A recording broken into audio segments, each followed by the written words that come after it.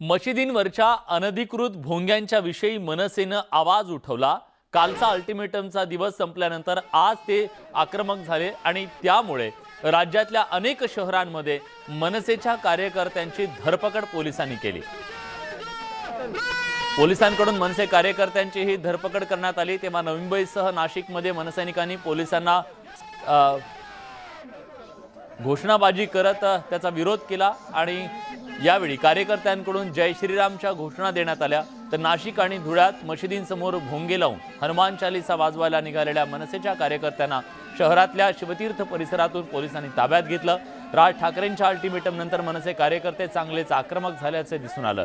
यवतमाळच्या उमरखेडमध्ये महाआरतीचं आयोजन करण्यात आलं। खडकेश्वर महादेव मंदिरात त्यांनी महाआरती केली। यावेळी मोठ्या संख्येनं मनसे कार्यकर्ते उपस्थित होते। उल्हासनगर आणि भिवंडी सुद्धा कार्यकर्ते आक्रमक झाल्याचे दिसले।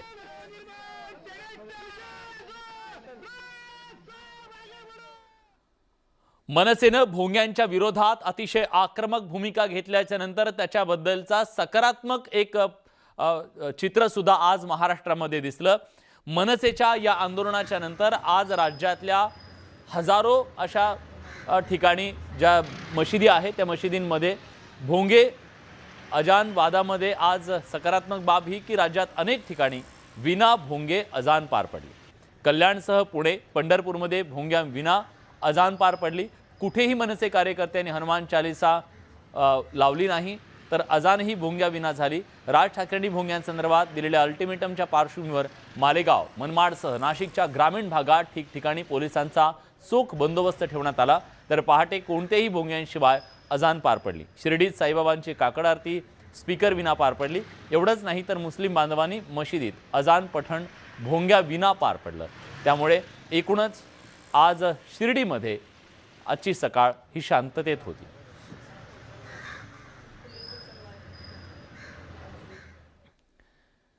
तिकडे भिवंडीमध्ये सुद्धा मुस्लिम बांधवांनी सकारात्मक प्रतिसाद दिलेला आहे। तिथल्या अनेक मौलवींनी सुद्धा याच्यामध्ये सकारात्मक प्रतिसाद देत पहाटेच्या फजर नमाजच्या वेळी भोंग्यांचा आवाज कमी ठेवण्याची खबरदारी घेतली।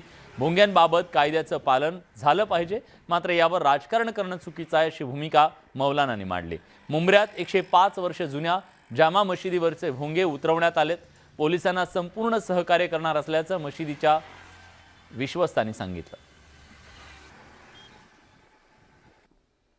मी सगळ्या जमलेल्या नागरिकांचं ईद निमित्त हार्दिक अभिनंदन करतो आणि त्यांनी एकात्मतेचं प्रतीक जपलेलं आहे आणि त्या दृष्टिकोनातून सरकारी आदेश आलेल्या त्या आदेशाचं तंतोतंत पालन केलेलं आहे। आणि ह्याचं प्रतीक म्हणजे शेजारीच आशापुरा मंदिर आहे, त्याच्या बाजूलाच पोलीस स्टेशन आहे। या सगळ्यांचं आम्हाला कोऑपरेशन वेळोवेळी लाभतं आणि आम्ही प्रत्येक गोष्टीला त्यांनी सांगितलेल्या आज्ञेचे पण पालन करत असतो।